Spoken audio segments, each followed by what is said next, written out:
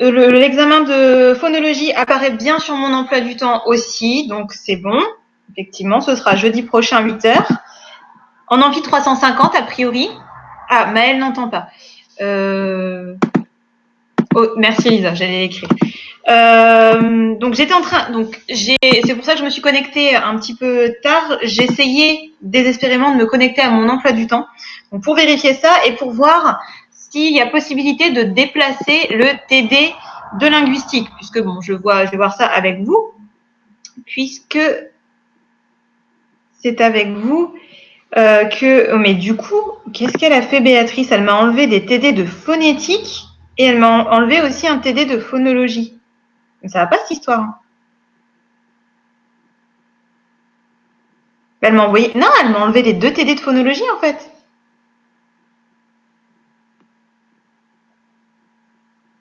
Bon, bref, c'est pas grave.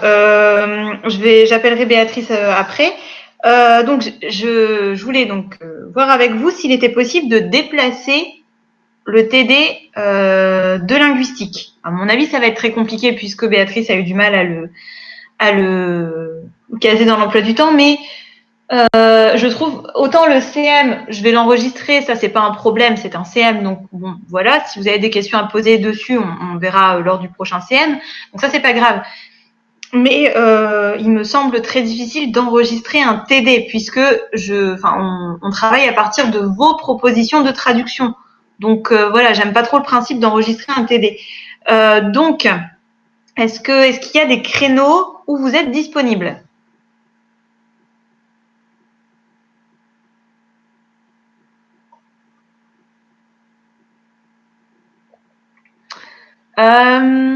Bah oui, mais sauf que si elle me les met pas sur mon emploi du temps, moi je suis pas payée. Donc c'est pour ça que je veux qu'ils apparaissent sur l'emploi du temps.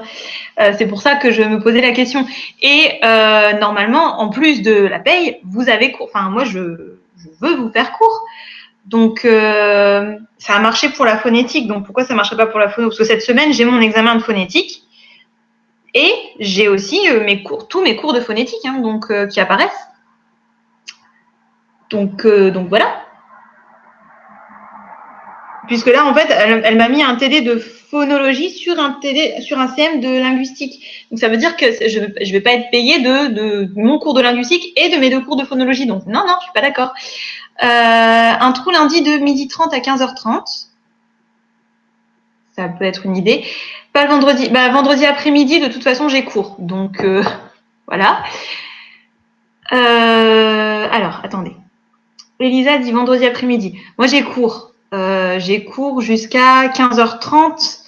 Et après, bon, je peux m'arranger pour annuler ce que j'ai prévu après, mais en dernier recours.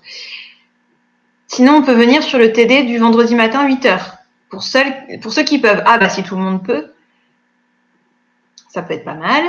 Sinon, lundi de 12h30 à 15h30, ça peut le faire pour moi. Mais voilà, c'est ce qui me semblait. Certains ont des LV2. Espagnol, ouais, d'accord. J'ai cours le lundi à 14h. Ok, donc le lundi, on laisse tomber.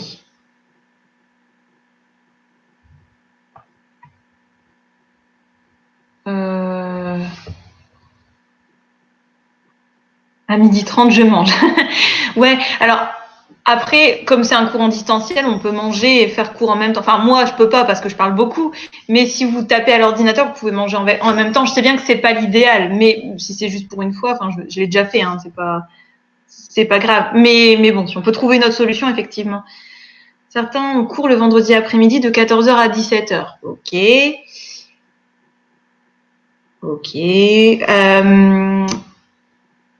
Le mardi après-midi, moi, j'ai cours. Et je crois que vous aussi, certains ont des cours parce que je voulais caser votre examen le mardi après-midi et Béatrice m'a dit que c'était pas possible. Alors, mercredi, je fais 8h, 17h. J'ai une demi-heure pour manger, c'est tout. Sinon, 8h, 17h non-stop. Donc, c'est pas possible.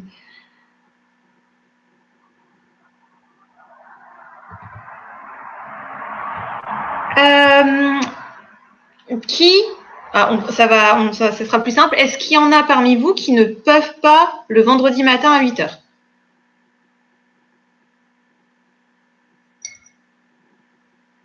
Oui, ceux qui travaillent, bah oui, bien sûr, pardon. Ceux qui travaillent et peut-être certains qui ont des modules, je sais pas quoi.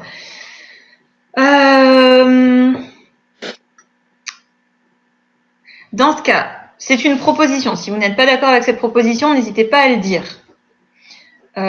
C'est une proposition qui vient de, je ne sais plus qui, je reprends l'idée de Clara peut-être, je ne sais plus qui l'a dit, que j'ai vu passer dans la discussion. On peut dire ceux qui peuvent venir le vendredi, vous venez le vendredi. Pour ceux qui ne peuvent pas venir, je vous enverrai, comme le suggérait quelqu'un dans la discussion, je vous enverrai ce qu'on a fait rédigé avec les commentaires, donc avec la correction des phrases et les commentaires. Et si il y a des questions sur ce qu'on a vu, on y passera du temps lors du TD suivant pour éviter. Enfin voilà, le but c'est pas de vous perdre ou qu'il y ait des choses que vous ne compreniez pas, mais le but c'est qu'il y ait quand même vous ayez quand même une trace quoi. Est-ce que ça vous convient si on fait ça? Est-ce que ça convient forcément à ceux qui peuvent aller au cours du vendredi, mais est-ce que ça convient aussi à ceux qui ne peuvent pas aller au cours d'avoir un résumé détaillé? Je mettrai le commentaire détaillé et puis si besoin, on y reviendra lors du cours suivant. Ça vous va? Ça vous évite de rajouter 1h30 dans votre emploi du temps qui a l'air déjà bien chargé. Et puis ça facilite les choses hein, parce que vu le nombre de groupes et les 2 licences différentes, c'est très compliqué. Ok, donc on va faire ça. Donc on dit que jeudi prochain, enfin on dit que c'est comme ça, jeudi prochain, examen en présentiel, hein, attention, à 8h. Donc examen de phonologie, hein, attention, pas linguistique, ne confondez pas tout. Donc examen de phonologie à 8h jeudi prochain, l'examen dure 1h30. Pour ceux qui n'ont pas besoin d'1h30, je pense à vérifier auprès de Béatrice, mais je pense que vous pourrez partir plus tôt. Je pense, je suis pas sûre. Avec les normes Covid, c'est un peu bizarre tout ça, donc je suis pas sûre. Mais bon, vous avez pu partir hier, donc voilà. Bon bah, si ça dépend que de moi, je vous laisserai partir. Ça me pose aucun problème. Donc, ça veut dire que l'ECM sera enregistré. Je vais m'enregistrer comme si je vous faisais cours.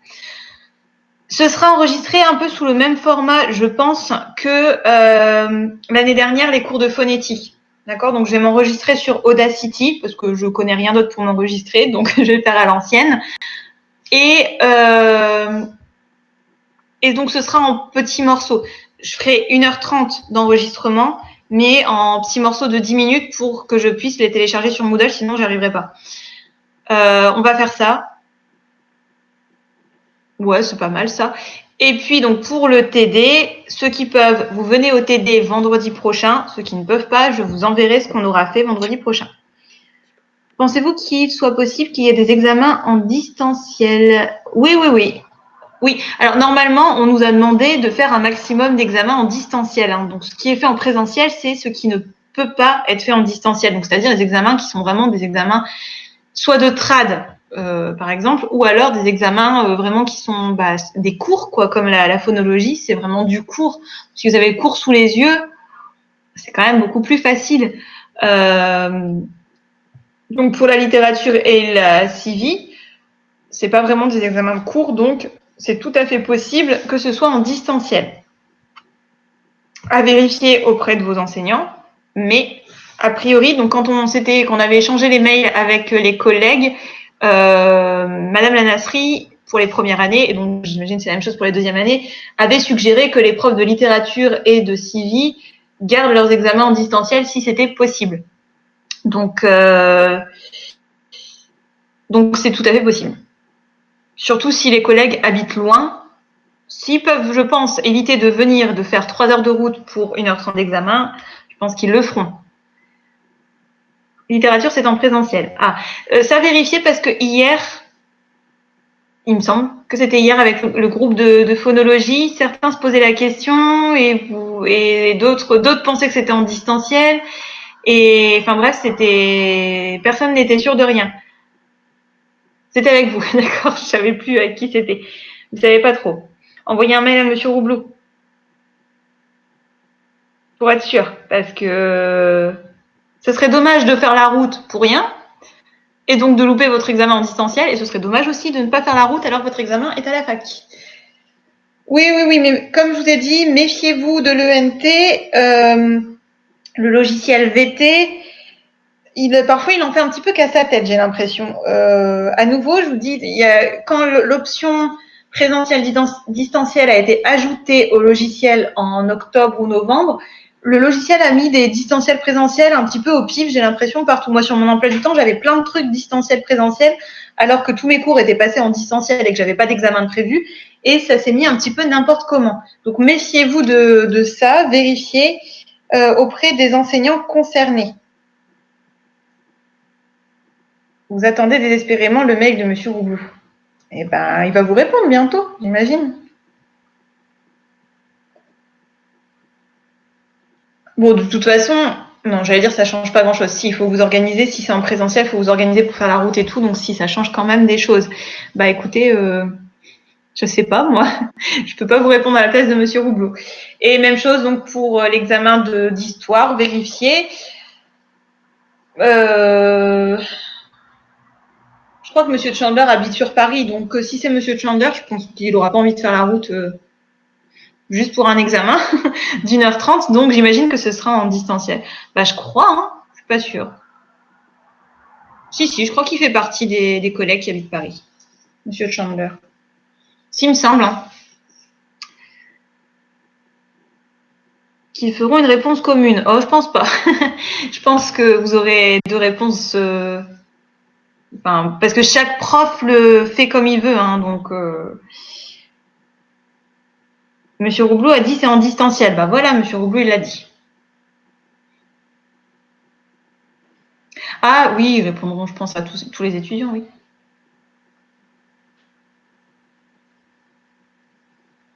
Bon, bref, je suis pas Monsieur Roublou, donc je peux pas vous donner de réponse là-dessus. Moi, tout ce que je peux vous dire, c'est que dans une semaine, on aura terminé l'examen. Vous aurez terminé l'examen de phonologie.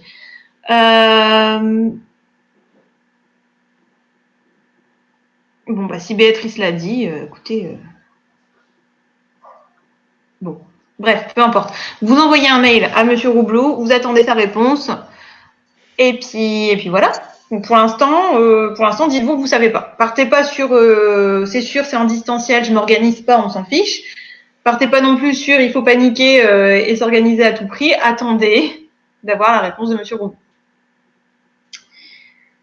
Voilà. Alors, où est-ce qu'on s'était arrêté en linguistique? On a fait la phrase 8. Oui, ça y est, je me souviens. Oui, merci Thibaut, effectivement, de préciser. Vous avez tout à fait raison. Thibaut a envoyé un mail. Donc, attendez, avant de tous envoyer un mail. Voilà, Thibaut a envoyé un mail. J'imagine que d'autres personnes ont envoyé peut-être déjà des mails hier. Donc, bon, c'est bon. Monsieur Roublou a compris que vous vouliez une réponse.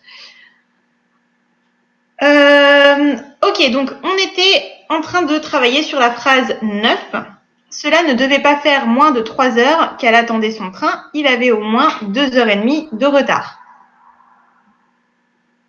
Ah, merci Thibaut. Donc, effectivement, on avait regardé plusieurs propositions, mais on n'avait pas eu le temps d'en parler beaucoup. Donc, il y avait la proposition que Thibaut a renotée.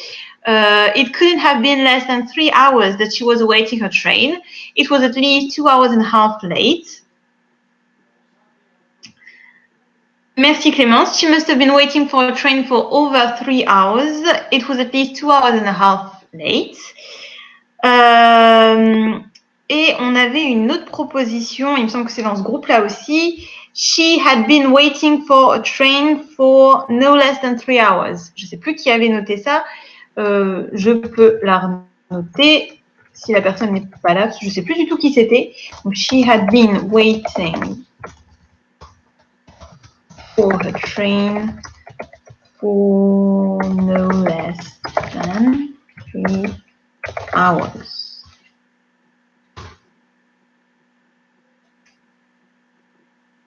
Voilà. Et il me semble que c'est tout ce que j'ai noté. Donc c'est tout ce qu'on, enfin c'est déjà pas mal, tout ce qu'on avait vu comme phrase et on n'en avait pas encore vraiment parlé. Donc si on regarde ces phrases, et donc on regarde pour l'instant que la première phrase, hein, celle qui va traduire cela ne devait pas faire moins de 3 heures qu'elle attendait son train. It couldn't have been less than 3 hours that she was waiting her train. She must have been waiting for a train for over 3 hours. She had been waiting for a train for no less than 3 hours. Qu'est-ce que vous en pensez? Est-ce que les trois fonctionnent? S'il y en a une qui est mieux que les autres ou deux qui sont mieux, enfin, qu'en pensez-vous?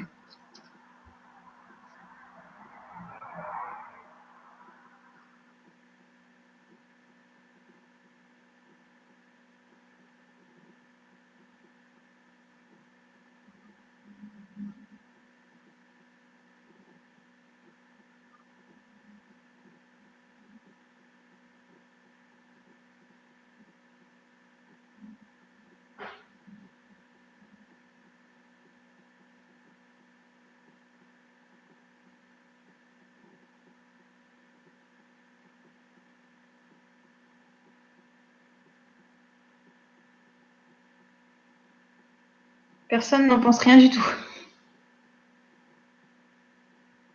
Alors, bon, je vais vous aider. On va commencer par la dernière proposition. She had been waiting for a train for no less than 3 hours. Qu'est-ce que vous en pensez?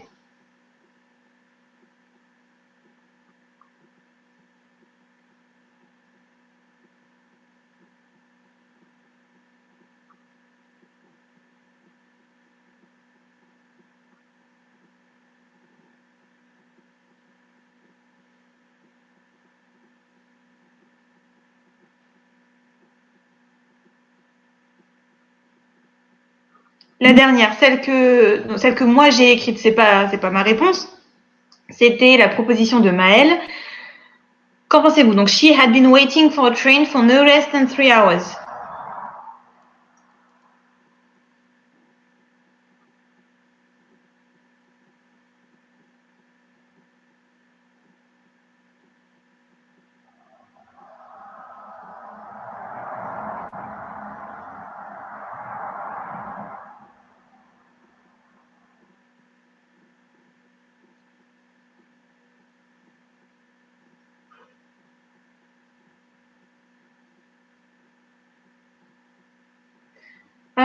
Alors non, no less, c'est pas bizarre, ça va.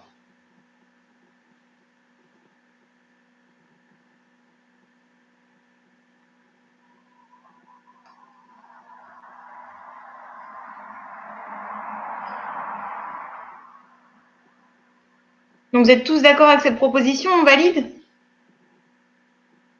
Le temps ne va pas. Pourquoi le temps ne va pas? Ah, Elisa dit non. Pourquoi?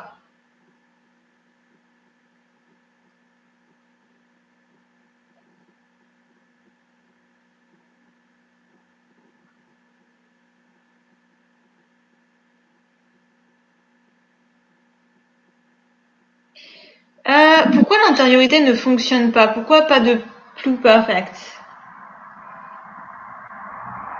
Alors, ok Elisa, je prends votre proposition, mais pourquoi ça ne marche pas? Pourquoi vous pensez que la proposition de Maëlle ne marche pas? Elle avait dû attendre. Non. Non, cela ne devait pas faire moins de 3 heures qu'elle attendait son train. On est dans le passé de toute façon. Thibaut?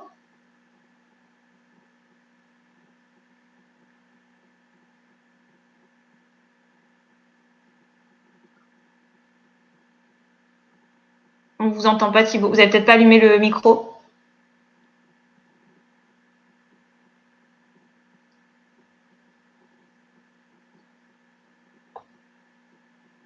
Ou alors c'est moi qui. Ou alors la main levée, c'était une fausse manip. Elle avait dû attendre. She had been waiting, c'est pas elle avait dû attendre, non. Alors attention, hein, quand on utilise du present perfect, présent en have been, c'est en général on traduit du présent. Elle attend son train depuis 3 heures. Or là, cela ne devait pas faire moins de 3 heures qu'elle attendait son train. Donc le temps, il n'est pas mauvais. C'est pas le temps qui. Il y a quelque chose qui fonctionne pas ici, mais c'est pas le temps.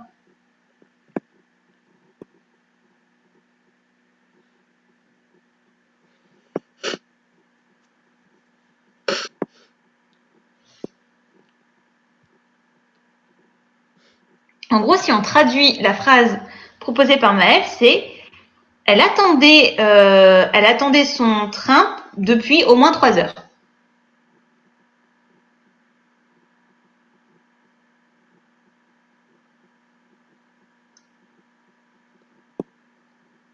Voilà, c'est ça, Reda. Effectivement, grammaticalement, la phrase fonctionne. Aucun souci. Elle est grammaticale, cette phrase, elle est bien conjuguée, il n'y a pas de problème.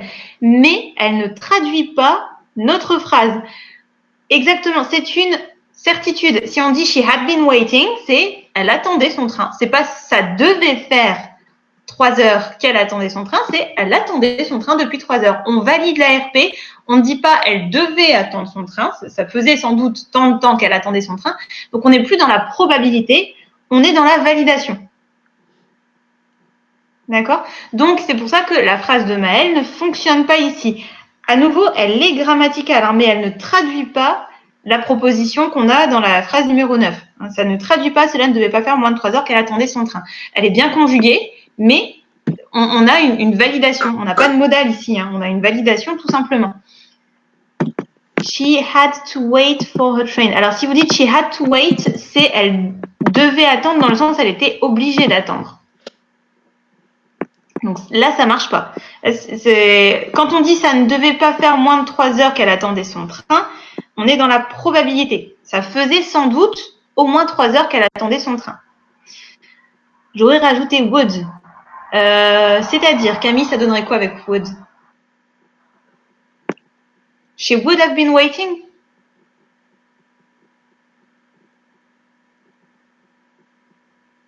Si vous dites she would have been waiting for a train for no less than 3 hours, non, ça marche pas. She would have been waiting for a train for no less than 3 hours. Ça aurait un effet de sens. Attendez, je la redis dans ma tête.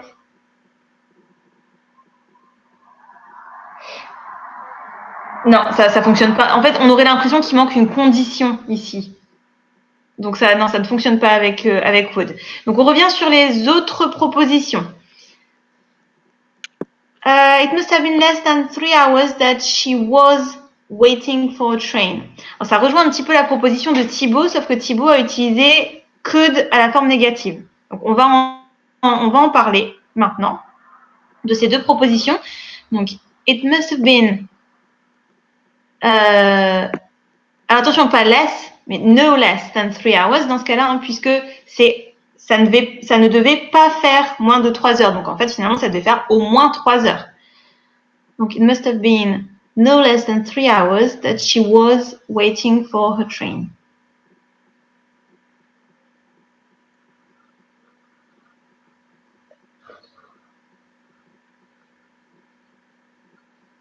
Ok. Et je reprends celle de Thibaut. Où est-ce qu'elle est? Elle est là. It couldn't have been less than 3 hours that she was awaiting her train. Donc, vos deux propositions se rejoignent. Donc, Elisa, vous avez choisi la forme affirmative avec must et Thibaut, la forme négative avec could. Est-ce que les deux fonctionnent? Quelle est la différence entre les deux? Puisqu'on a deux modos différents, donc voilà. Qu'est-ce que vous en pensez? Après, on reviendra sur la proposition de Clémence. Je vais peut-être recopier la... Est-ce que je vais y arriver? Ouais. Je recopie la proposition de Thibaut là dans le fil de discussion. Comme ça, on l'aura juste tout près de celle d'Elisa. Comme ça, on peut comparer les deux. A train.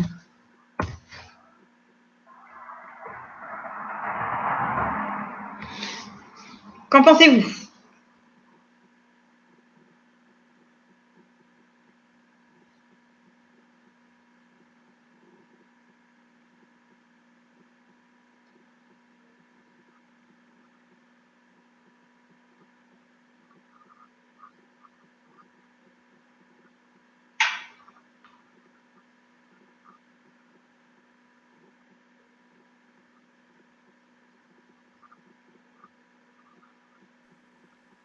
Vous m'entendez? Oui. Oui. Je trouve que ça se rejoint quand même. Oui, pardon. Oui, effectivement, ça se rejoint.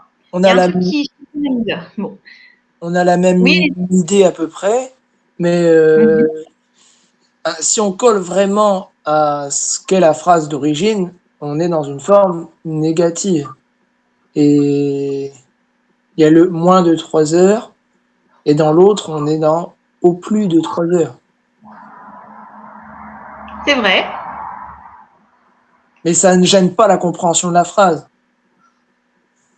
Ça Effectivement, ça ne gêne fonctionne, pas. ça On fonctionne bien. reformule en fait, hein, mais on est à peu près dans le même sens.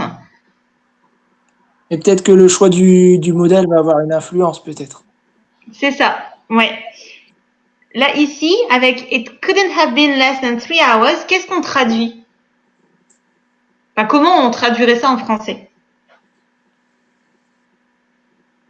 Il était impossible. Voilà, c'est ça. Ce serait, ça ne pouvait pas faire moins de 3 heures qu'elle attendait son train. Donc on n'a pas exactement le même sens. Alors, on est dans la nuance, hein, on est bien d'accord, mais bon, vous êtes en licence d'anglais, donc on traduit, on travaille dans la nuance et dans la précision. Donc si on traduit par It couldn't have been, alors la phrase est à nouveau comme tout à l'heure la proposition de Maëlle, elle est grammaticale. Grammaticalement, ça fonctionne, il n'y a pas de problème. Mais avec It couldn't have been less than 3 hours that she was waiting her train, ça veut dire ça ne pouvait pas faire moins de 3 heures. On est dans l'impossibilité logique. D'accord? Donc, on prend en compte la situation matérielle, etc. Et on dit, non, il est impossible que ça fasse moins de 3 heures. Vous voyez, on ne dit pas exactement la même chose que dans la phrase française. Ça ne devait pas faire moins de 3 heures qu'elle attendait son train. On n'est pas, quand on dit ça ne devait pas faire moins de 3 heures, on n'est pas dans l'impossibilité logique, on est dans la probabilité, tout simplement. D'ailleurs, on aurait pu avoir la forme affirmative, ça devait faire au moins 3 heures qu'elle attendait son train. Donc, si on compare les deux énoncés, l'énoncé avec could et l'énoncé avec must, c'est l'énoncé avec must qui fonctionne le mieux. Alors, à nouveau, hein, c'est vrai que dans l'énoncé français, on a une négation qu'on retrouve avec could, mais could n'aura pas exactement le même sens ici. Il n'y aura pas le sens qui correspond bien à la phrase française. Donc, vous voyez, parfois, on est obligé de reformuler et de faire passer un énoncé négatif en énoncé positif en changeant donc le modal, en utilisant un modal qui fonctionnera plutôt dans un énoncé positif. Donc, la phrase d'Elisa, it must have been less than 3 hours, donc no less than 3 hours, ou at least 3 hours, that she was waiting for a train, ça fonctionne. On aurait pu avoir aussi that she had been, et d'ailleurs ce serait mieux, that she had been waiting for a train.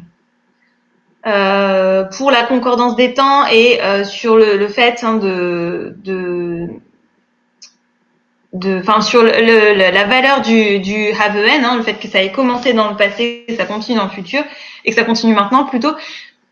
Il vaudrait mieux ici avoir had been waiting for a train. Mais à nouveau, en anglais américain, cet énoncé, en anglais américain, l'énoncé avec le have been, ça fera pas naturel du tout. Donc, je vais pas vous dire que c'est faux avec was waiting, c'est pas faux. Et à l'examen, j'aurais compté bon sans problème, hein, puisque ça s'utilise. C'est l'énoncé qu'un Américain utilisera naturellement. Donc, ça marche. On revient, il y avait un troisième. Donc, it must have been at least 3 hours, no less than 3 hours, that she was waiting for her train. On valide. Si on veut que ce soit encore mieux, that she had been waiting for a train. Et on peut même avoir since she had been waiting for a train à la place de that. That n'est pas faux, hein, mais on peut avoir since aussi. Donc cet énoncé-là, on le valide. Je reviens sur l'énoncé de Clémence, je crois. Alors Clémence avait proposé, à nouveau avec must, donc a priori c'est le bon modal. Et donc Clémence a reformulé la phrase et a traduit avec donc she must have been waiting for a train for over 3 hours. On dirait plutôt at least 3 hours que over 3 hours. C'est un peu maladroit. Mais bon, c'est pas ça qu'on va commenter principalement. Donc, que pensez-vous de cette reformulation? She must have been waiting for a train for at least 3 hours.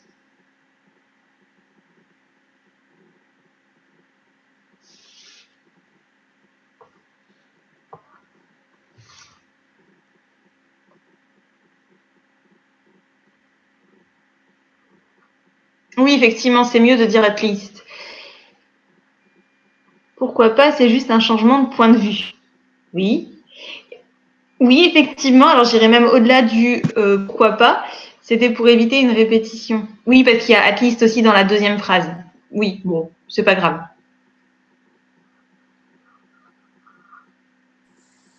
Donc, c'est mieux que je disais. Donc, pourquoi pas? Oui, mais effectivement, oui, c'est très bien. Cette phrase-là sera ici celle qui convient le mieux. Alors, la formulation proposée par Elisa tout à l'heure avec It must have been, ça marche, il n'y a pas de problème, mais ça reste lourd. En anglais, on a la possibilité de dire She must have been waiting. Donc, d'utiliser cette fois-ci plus une tournure impersonnelle avec it, mais directement une tournure personnelle avec le sujet she, puisque le modal peut intervenir entre le sujet personnel et le procès. Et donc, en anglais, on utilisera beaucoup plus naturellement cette tournure-là qui est moins lourde. Forcément, normalement, si vous écrivez les deux phrases, vous devez bien vous en rendre compte. La phrase avec She must have been waiting for a train for at least 3 hours est beaucoup moins lourde. Et donc, forcément, ça passe mieux. Donc, la meilleure solution ici, c'était She must have been waiting for a train for at least 3 hours. Et donc, comment on justifie must, je le redis, on est ici dans l'expression de la probabilité. Quand on dit ça ne devait pas faire moins de 3 heures, on donne une probabilité. Donc, on est dans l'épistémique ici.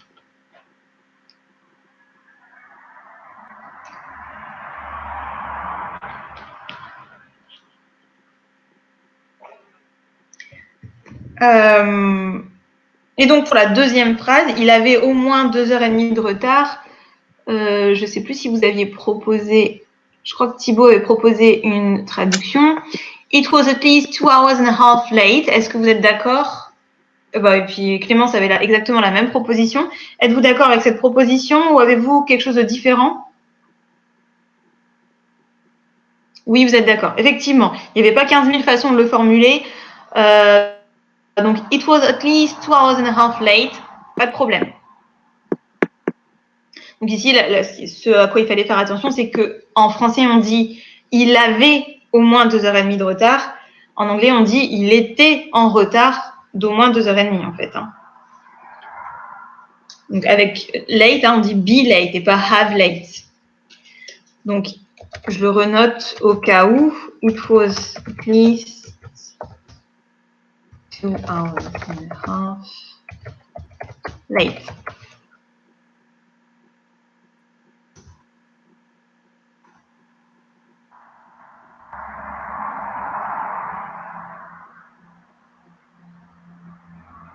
Vous voyez, dans la deuxième phrase, on n'a plus d'expression de probabilité ni rien. Là, on valide. Il avait au moins 2h30 de retard. Donc, il l'avait. Donc, ici, le procès est validé. On conjugue le verbe. Il n'y a pas de souci. On n'a pas besoin de modal.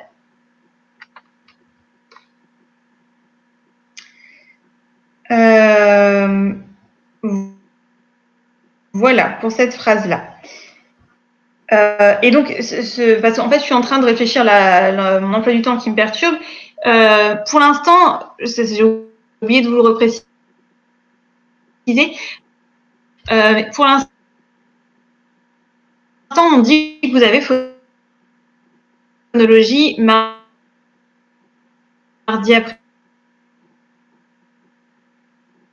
après-midi et mercredi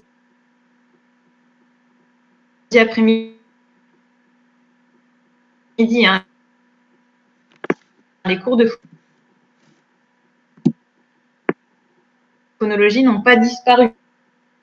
Ils ne sont pas sur l'emploi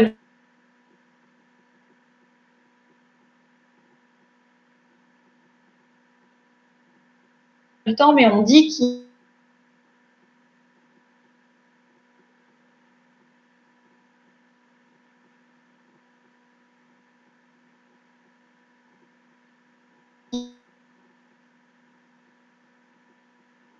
sont toujours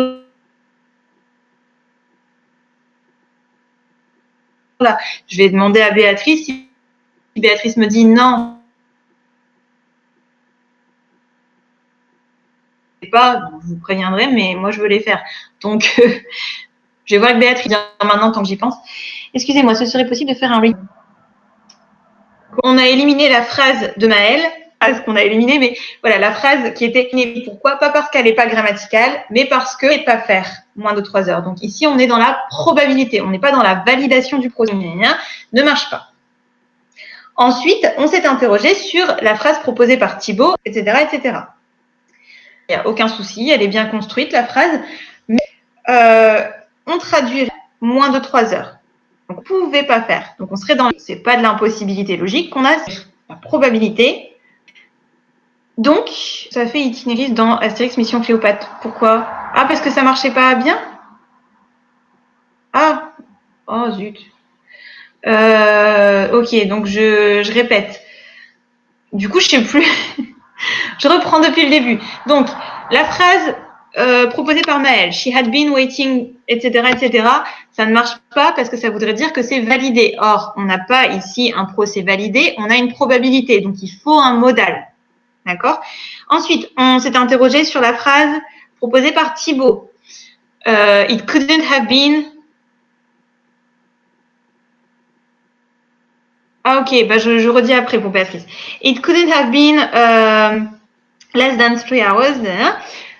Ça ne fonctionne. Alors, à nouveau, la phrase est grammaticale, elle est bien construite, ça, il n'y a pas de souci, mais ça ne traduit pas notre phrase. Notre phrase, c'est ça ne devait pas faire moins de 3 heures. Or, si on traduit par it couldn't have been, on traduit ça ne pouvait pas faire moins de 3 heures. Donc, on traduit une impossibilité logique. Or, dans notre phrase française, c'est pas une impossibilité logique, c'est une probabilité. On n'a pas ça ne pouvait pas, on a ça ne devait pas. Donc, comment va-t-on traduire ça de façon la plus précise possible? On traduira avec le modal must. Votre message n'a pas été envoyé. Pourquoi il me dit que mon message n'a pas été envoyé? Bon, bref. Donc, on traduira avec must. D'accord? Alors, donc, là, on avait deux propositions avec must. À nouveau, on choisit must parce qu'ici, on parle de probabilité. Donc, c'est le meilleur modal ici pour parler de probabilité. Donc, deux propositions avec must. It must have been at least 3 hours since she had been waiting for a train.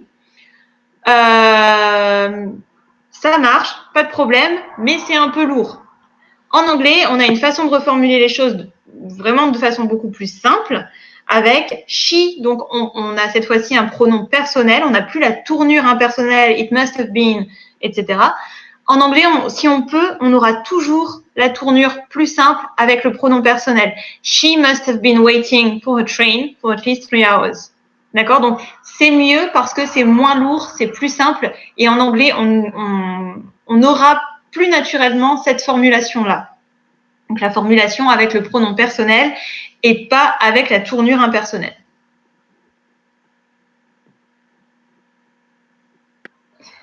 Est-ce que ça va pour les explications? Donc ici, on a juste un sens de probabilité. Mais à nouveau, la difficulté, c'était de trouver la bonne tournure de phrase, la tournure qui serait la plus naturelle en anglais.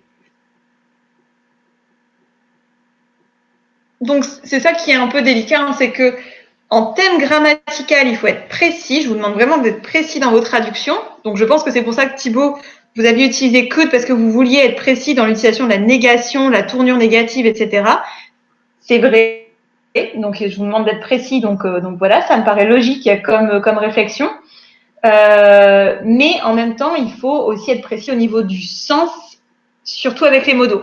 Donc, il faut essayer de balancer les deux. Et donc, c'est ça qui est un peu difficile. Alors, ça va pour l'explication?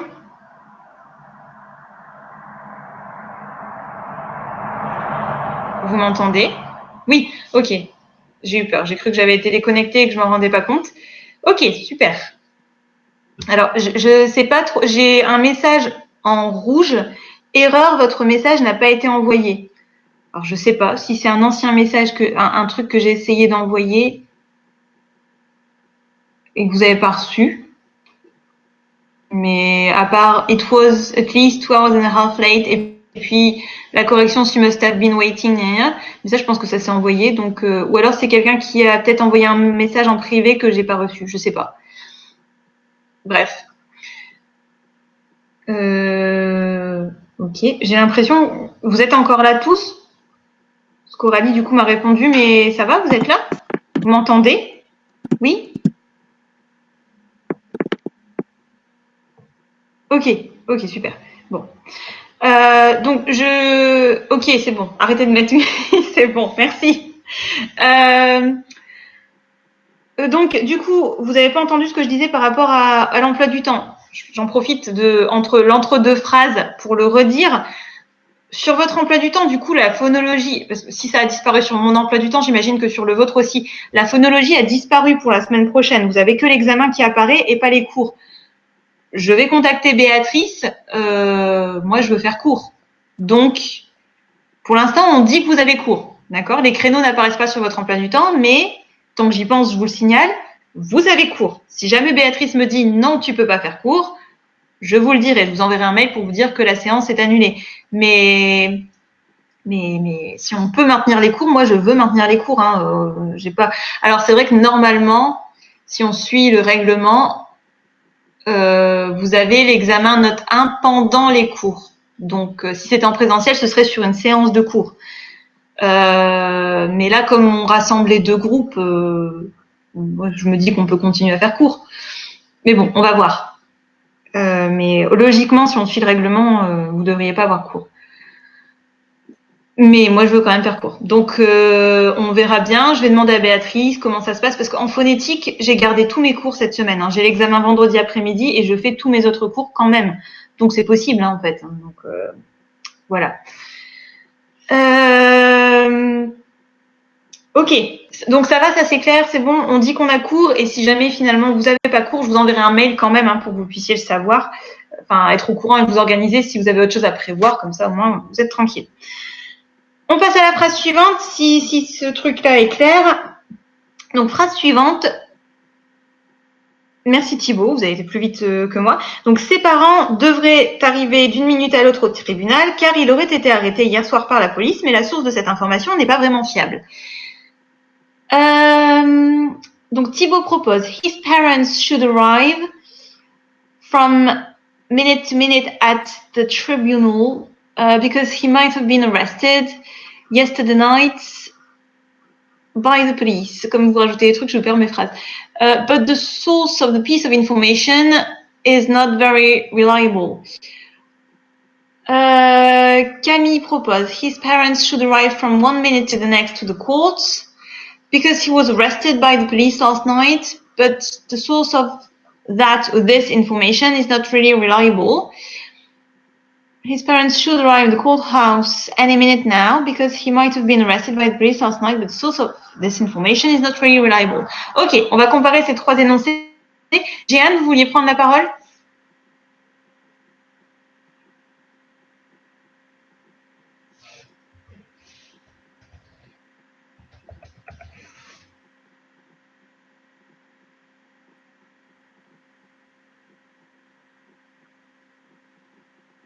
Non, c'est une fausse manip, Jeanne?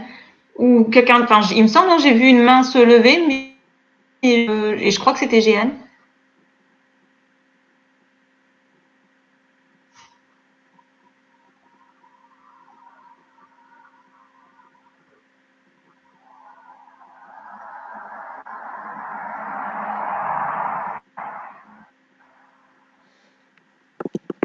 Bon, bah apparemment non. Ça devait être une fausse manip. Ou alors Jeanne parle depuis tout à l'heure sans allumer son micro. C'est possible aussi, ça arrive. Ok. Et ben donc si en fait c'était une fausse manip, on va regarder vos propositions. Alors, on va d'abord commenter la première partie. Donc, ses parents devraient arriver d'une minute à l'autre, au tribunal. Alors, tribunal, ce sera effectivement plutôt court ou courthouse que tribunal qui existe en anglais, mais c'est assez littéraire et c'est comment dire, c'est un peu métaphorique. Enfin,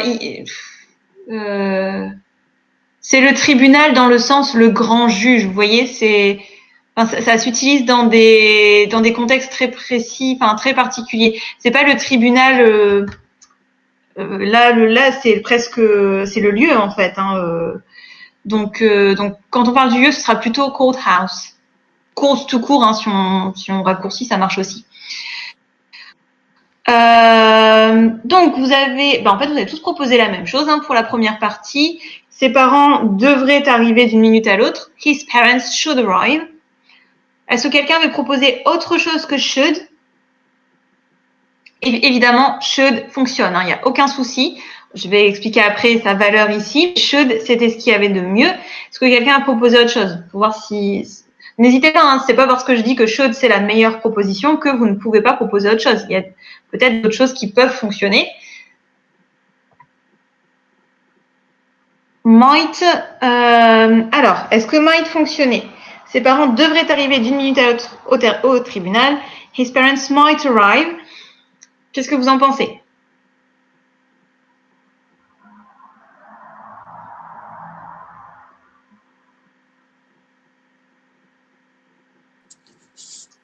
Vous m'entendez? Oui. Oui. Bah, ça pourrait peut-être coller vu la suite de la phrase, parce que c'est car il aurait été arrêté, on n'est pas sûr. L'information n'est pas fiable, donc on ne sait pas s'il y a vraiment eu quelque chose. Donc, si c'est rien passé, les parents ne vont pas venir. Donc, si on regarde l'autre partie de la phrase, le cas est peu probable. Donc, si ce qui s'est passé avant est peu probable, il est encore moins probable que les parents se déplacent pour quelque chose qui n'est. Ok. C'est quoi ce délire? C'est qui là la personne qui s'appelle Papa Johnny? C'est quoi ce truc? Vous avez vu comme moi? J'ai vu Thibaut était expulsé par Papa Johnny. C'est quoi ce truc? Si c'est un étudiant qui veut s'amuser, c'est pas drôle. On est en cours, c'est pas parce qu'on est en distanciel qu'on peut faire n'importe quoi. Avec le fil de discussion, je vois pas tous les contacts. Est-ce qu'il est encore là?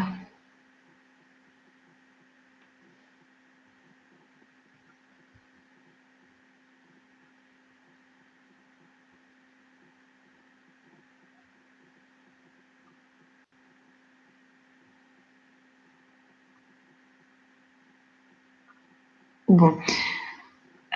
Thibaut, vous êtes de retour. Alors, je ne sais pas ce qui s'est passé. Moi, j'ai vu dans mon truc que vous étiez fait expulser du cours par, c'était écrit Papa Johnny. Je ne sais pas qui c'est parce que je ne le retrouve pas. Alors, peut-être, vous êtes sans doute plus doué que moi pour utiliser Jitsi. Donc, si c'est quelqu'un qui a changé son nom entre-temps ou quoi, je ne sais pas si c'est possible de faire ça. Je veux plus le voir passer, ce genre de choses, parce que, enfin, on est en cours, quoi. C'est pas parce qu'on est en cours en distanciel et que donc, bon, c'est quand même un peu plus détendu qu'en présentiel, peut-être, mais on reste en cours. Donc, je reprends là où j'étais. Après, c'est peut-être quelqu'un qui est juste venu squatter le cours, parce que Jitsi, c'est pas forcément le truc le plus sécurisé du monde, tout comme Zoom d'ailleurs. Bref, peu importe. Donc, Thibaut était en train de dire que might, donc était en train de justifier pourquoi might était peut-être possible. Effectivement, ce que vous disiez, Thibaut, n'est pas faux du tout. Au contraire, c'est pas mal. Alors effectivement, might, c'est pas la traduction la plus précise ici, puisque on a en français devrait arriver d'une minute à l'autre. Donc on est plutôt dans quelque chose on est plutôt plus dans la probabilité que dans l'éventualité. Mais effectivement, ça se justifie, might, à cause de la suite. Car il aurait été arrêté hier soir par la police, donc il aurait été, on n'est vraiment pas sûr. Et en plus, la source de cette information n'est pas vraiment fiable. Donc, on est vraiment dans le pas sûr du tout. Donc, effectivement, might, ça pouvait se justifier. Mais, je répète, c'est pas la meilleure solution parce que on a en français devrait, et devrait, c'est plutôt de la probabilité. Alors maintenant, pourquoi should fonctionnait bien? Vous avez donc Thibaut avait mis entre parenthèses pas sûr que should fonctionne dans l'épistémique. Si, should effectivement peut s'utiliser avec une valeur épistémique, et dans ce cas-là, on parle à nouveau de probabilité, mais Thibaut, je suis de retour, ça a tout coupé, je n'ai rien compris, rien entendu. Ah, donc vous n'avez pas entendu ce que je viens de dire par rapport à might?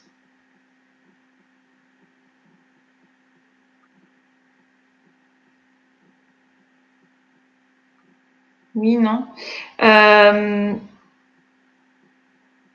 Ah, donc c'était Papy Johnny et pas Papa Johnny.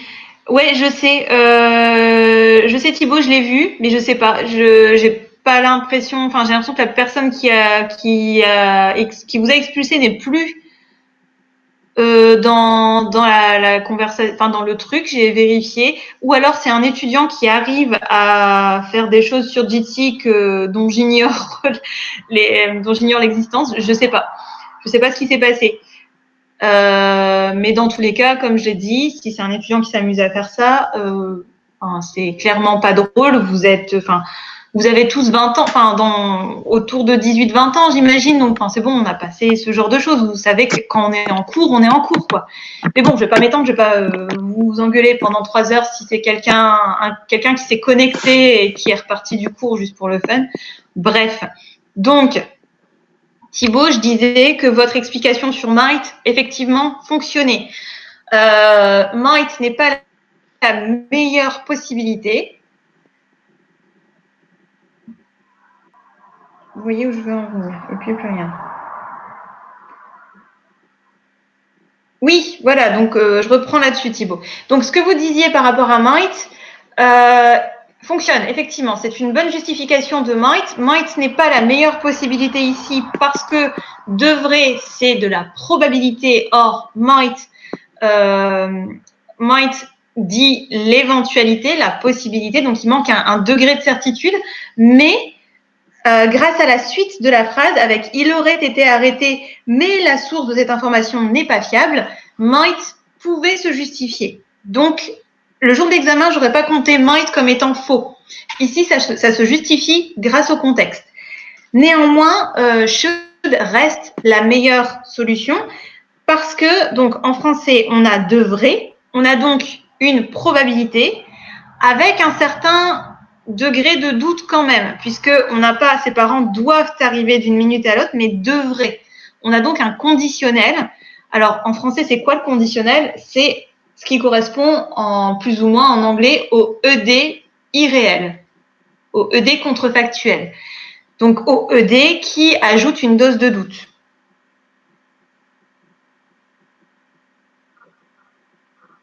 Ça va, ça? Donc, je répète, le conditionnel en français, très souvent, ça correspond à l'irréel. Donc, en anglais, comment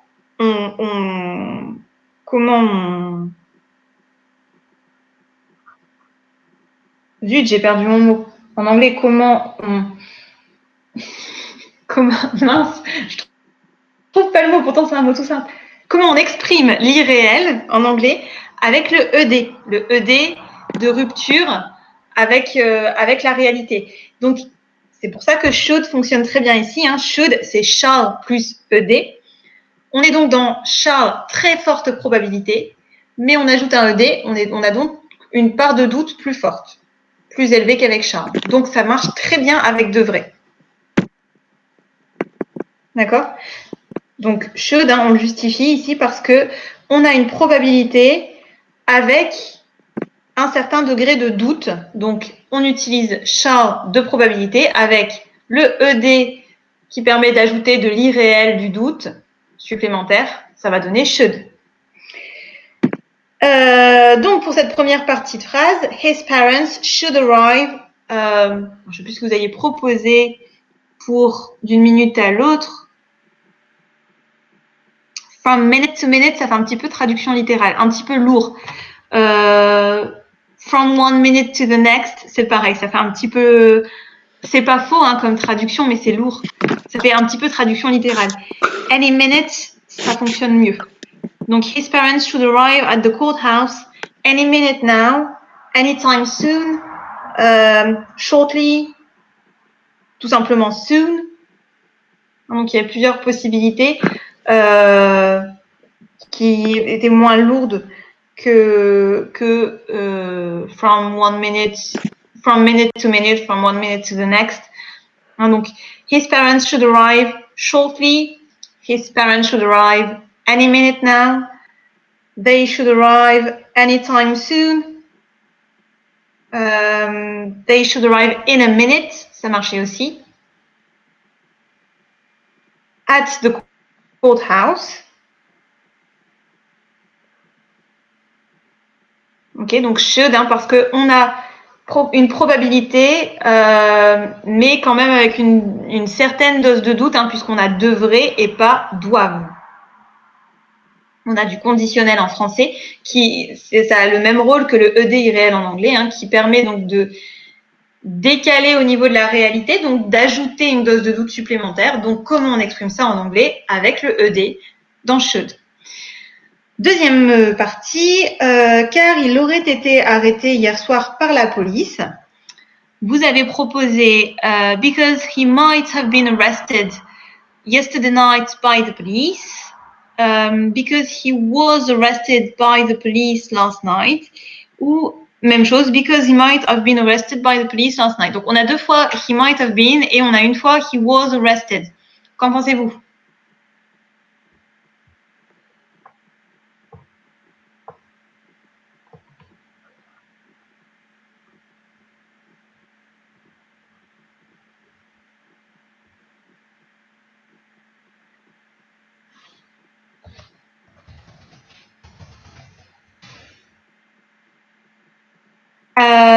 Might, c'est mieux. Pourquoi?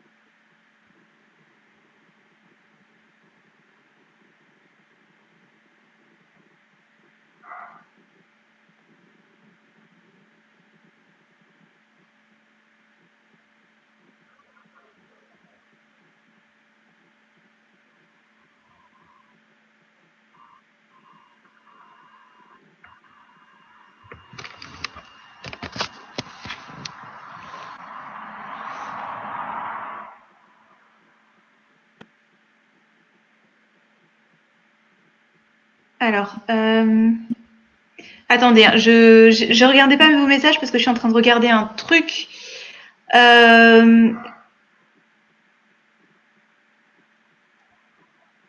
Écoutez, on va quitter. Vous m'entendez?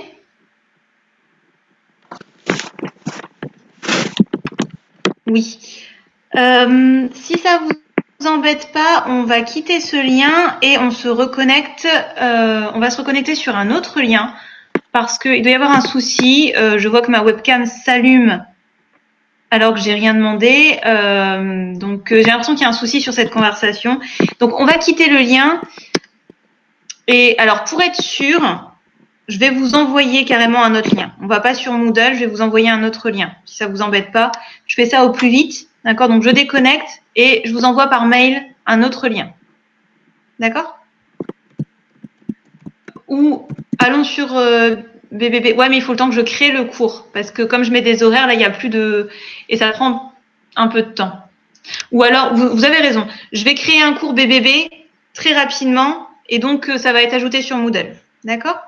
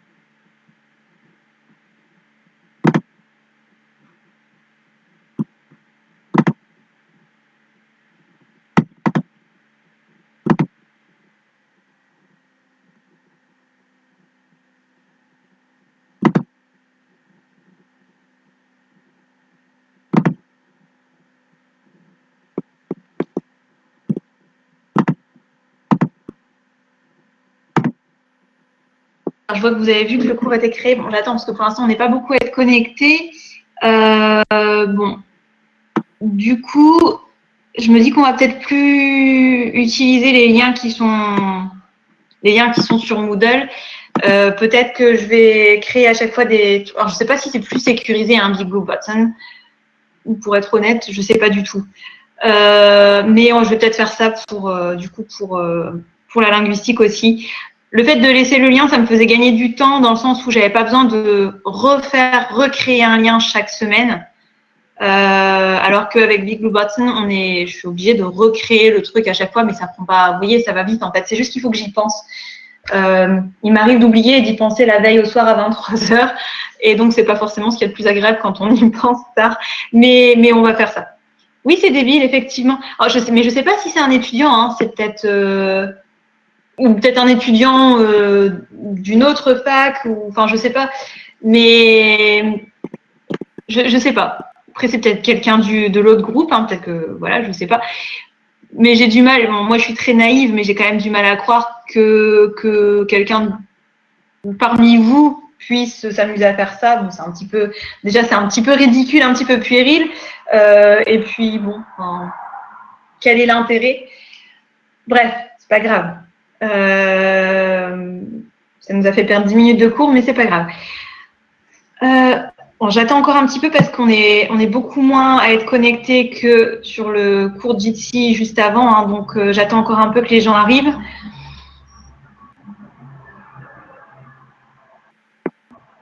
Mais bon, de toute façon, hein, Jeanne n'a pas suivi. Vous étiez parti faire une sieste, Jeanne.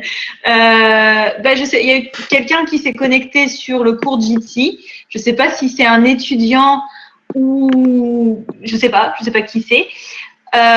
Qui s'est connecté sur le cours Jitsi et qui a viré Thibaut du cours, et puis il s'est reconnecté ensuite, et pendant que j'étais en train d'essayer de regarder comment on faisait pour expulser la personne, cette personne s'est amusée à allumer ma webcam.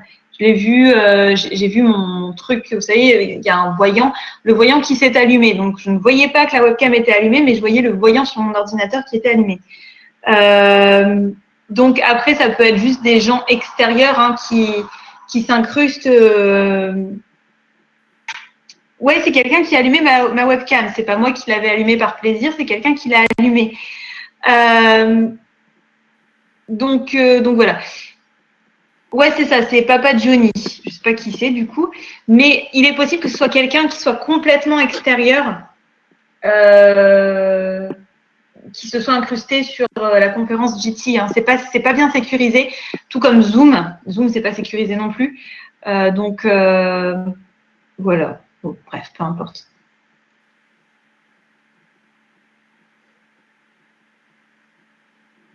Oui, ça fait peur, effectivement, pour les webcams, ça fait peur. Et d'ailleurs, pensez aussi à Jitsi, pensez bien à toujours déconnecter. Bon, vous n'allumez pas votre webcam en général, donc ça va. Mais pensez bien à déconnecter Jitsi. Parce que moi, je me suis rendu compte, au tout début, je ne savais pas comment ça fonctionnait. J'avais envoyé un lien à mes masters, mes historiens, un lien donc de conférence Jitsi, et puis comme je venais de créer le truc et que je savais pas trop, enfin j'ai pas fait attention et j'ai laissé le truc allumé. Donc, et c'est un étudiant très sympa qui m'a envoyé un mail pour me dire: Madame, on voit ce qui se passe chez vous, vous avez laissé votre truc allumé, donc dès qu'on se connecte sur le lien, on voit votre webcam. Bon, c'est pas grave, ça faisait à peine 10 minutes que j'avais créé le truc et je travaillais, enfin je veux dire, c'est pas grave du tout, mais l'étudiant était très sympa de me le dire. Maintenant, du coup, je fais très attention. Et donc, vous aussi, si vous allumez votre webcam, faites bien attention à bien déconnecter le cours à chaque fois, à bien quitter la page. Parce que, bon, voilà, on ne sait jamais.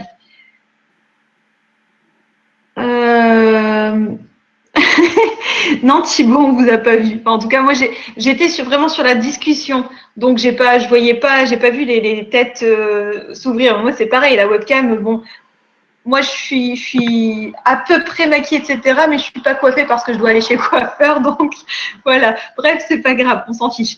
L'essentiel, c'est que vous ayez le cours de grammaire. Après, les têtes des uns et des autres, on fait comme on peut, hein. Donc, il nous reste 5 minutes de cours, tout va bien. Et tout le monde n'est toujours pas connecté, j'ai l'impression. Bon, c'est pas grave, on va continuer quand même.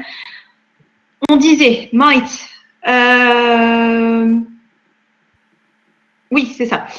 Donc, j'étais en train de remonter la discussion pour retrouver les propositions, sauf qu'on a changé de site. Donc, bref, c'est pas grave. L'utilisation, donc on met should, might. Pourquoi vous parliez de mettre 2 fois might? Non, j'ai pas. Alors, si j'ai dit 2 fois, c'est, je sais pas dans quel contexte je l'ai dit, mais moi je parlais de donc la partie il aurait été arrêté hier soir par la police. He might have been arrested. Ah, je disais 2 fois parce que Thibault, vous l'aviez proposé et Clémence, Camille, je sais plus, une autre personne l'a proposé aussi. C'est pour ça que j'ai dit 2 fois. Il y avait 2 propositions en might et il y avait une autre proposition en he was arrested. C'était ça. Non, vos 2 propositions sur might étaient les mêmes. Vous avez tous les 2 proposé he might have been arrested. Donc, qu'en pensez-vous de might? Est-ce que ça fonctionne? Est-ce qu'on aurait pu dire aussi he was supposedly arrested? On va en parler. Est-ce que might fonctionne déjà?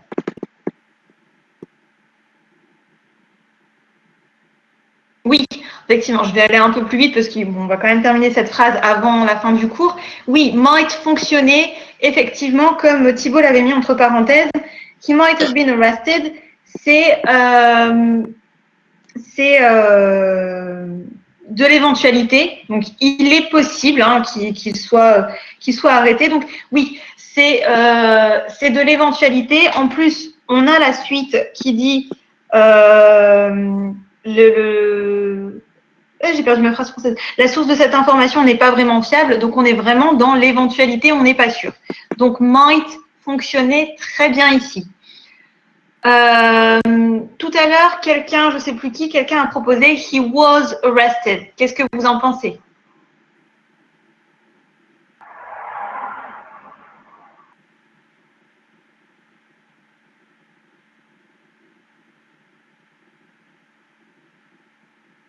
Effectivement, he was arrested, ça ne marche pas parce qu'il faut du doute. On n'est pas sûr. C'est ici, il aurait été arrêté. Donc, on n'est pas sûr du tout. Alors, si on dit he was arrested, on dit il a été arrêté, c'est sûr. Donc, la phrase suivante, mais la source de cette information n'est pas vraiment fiable, bah, ça ne marche pas, puisqu'on dit c'est sûr, il a été arrêté. D'accord? Donc, he was arrested, ça ne marche pas. He was supposedly arrested. Là, oui, là, effectivement, vous ajoutez une dose de doute avec supposedly. Donc, pourquoi pas? Vous ajoutez la dose de doute. Oui, ça marche. On a exactement, Thibault, un adverbe modal qui va venir nuancer la validation. L'effet est le même. Bah, disons que on est plus sûr avec cette formulation-là, le degré d'éventualité est... attendez, j'ai peur de dire une bêtise. On est plus sûr de la validation, plus sûr de la validation, d'accord? Donc le degré de probabilité va être plus élevé, d'accord? Donc c'est moins bien que might, c'est moins précis que might, mais pourquoi pas? Quelqu'un m'a demandé si c'était possible avec could. He could have been arrested. Qu'est-ce que vous en pensez? Est-ce que c'est possible avec could?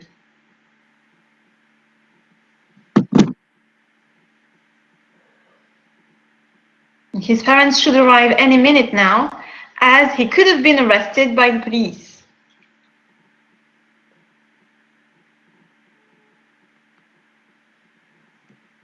Pour une minute à l'autre, je reprends à la fin. Je le reprends dans une minute. So his parents should arrive any minute, as he could have been arrested by the police yesterday.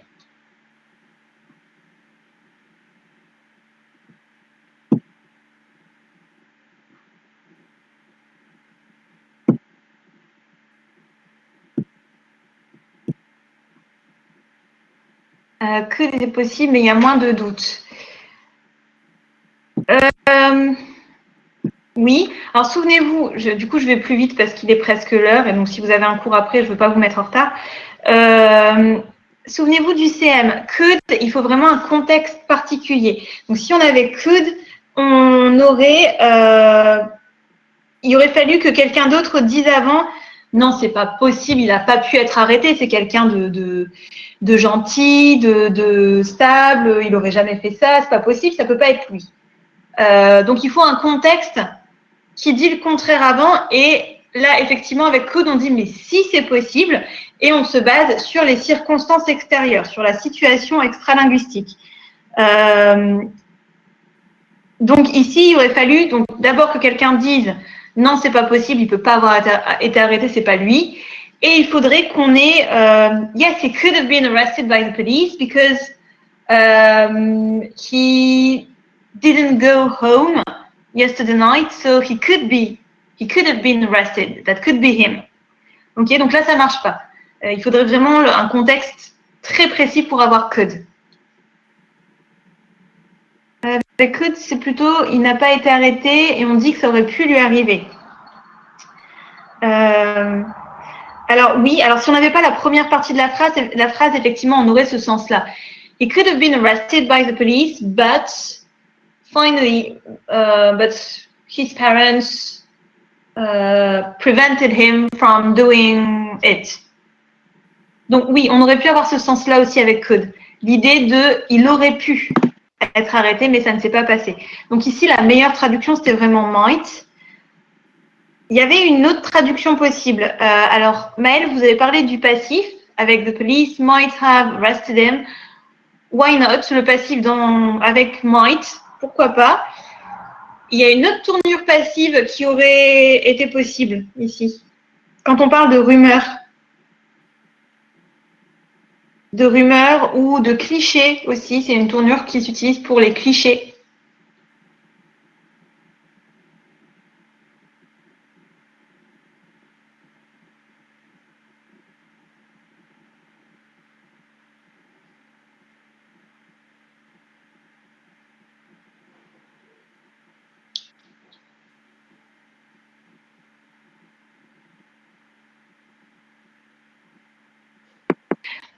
Oui, alors it is said that, ou avec un sujet personnel, he is said to have been arrested.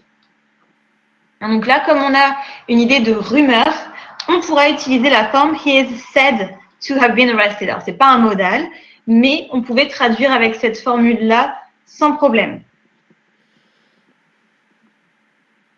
Alors, je vous redonne la correction dans une minute. Juste une dernière chose, puisque je me souviens que dans une des propositions, il était noté pour la suite de la phrase this piece of information.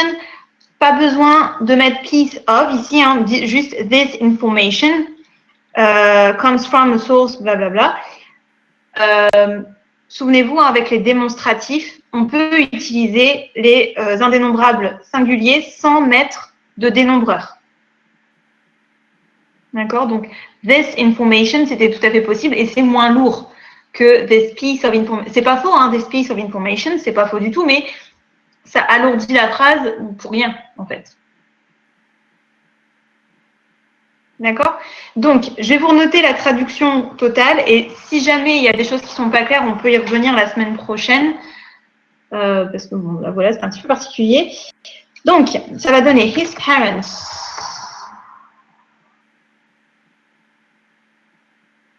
Oui, mais on avait fait le chapitre sur les indénombrables. Donc, normalement, vous avez dû voir que les indénombrables peuvent s'utiliser avec this et that.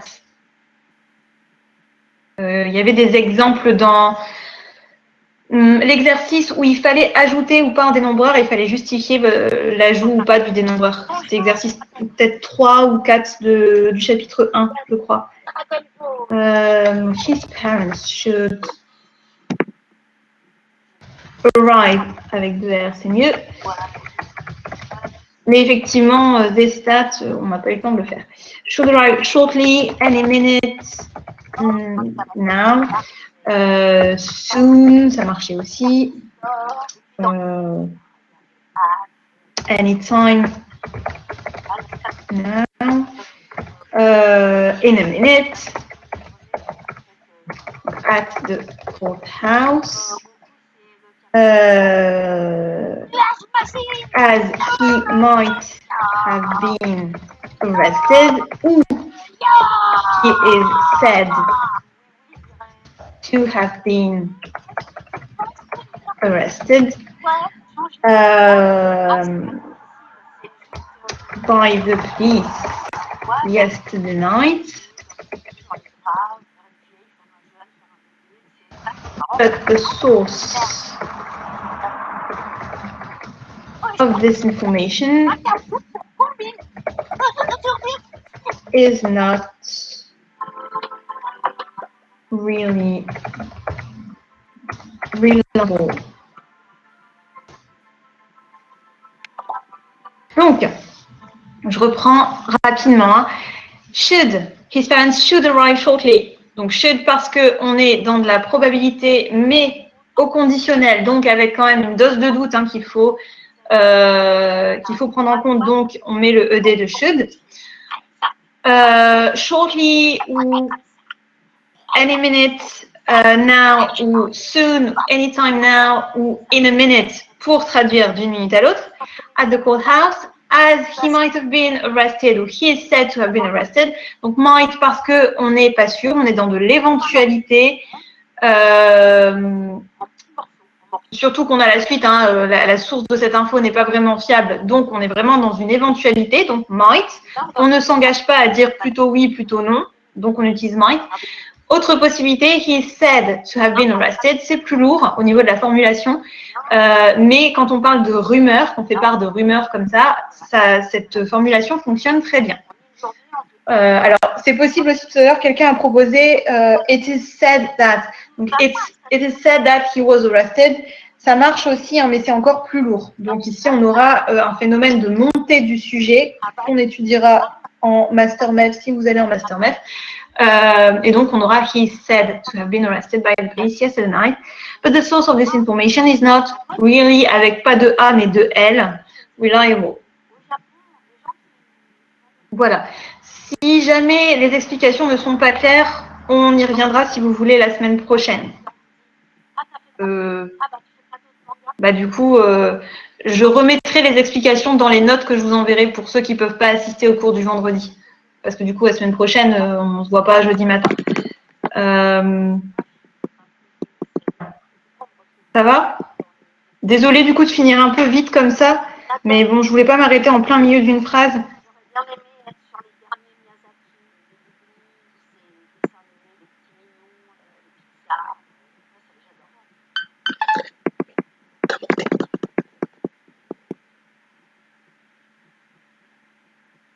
Ok, donc bon, si tout va bien, je vous laisse. Vous n'hésitez pas, si jamais c'est pas clair, mais que vous n'osez pas le dire là maintenant, vous pouvez m'envoyer un mail pour me redemander les explications, hein, c'est pas un souci. Et donc, je vous dis à la semaine prochaine. Je vous tiens au courant pour le cours de phono, s'il est maintenu ou pas. Si je vous donne pas de nouvelles, ça veut dire qu'il est maintenu. D'accord? Si jamais il n'est pas, enfin, dans tous les cas, je vous enverrai un mail, comme ça au moins c'est clair pour tout le monde. Voilà. Bonne journée à tous. Bon week-end, un petit peu en avance. Et à la semaine prochaine.